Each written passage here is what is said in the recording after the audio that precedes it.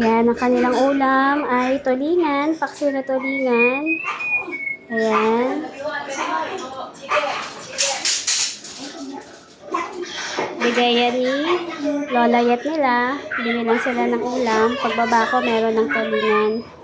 Thank you po, Nanay Yet. Sa hapunan ng aking mga baby, nakalibre sila ng ulam.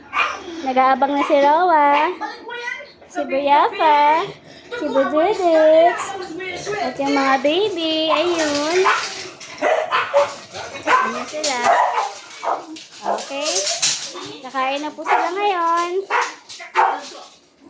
Okay, peace out muna. Kasi, kailangan dalawang kamay. Okay.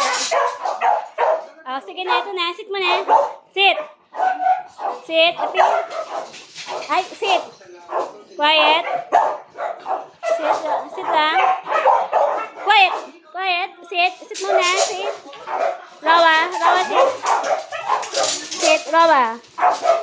Sit. Stay.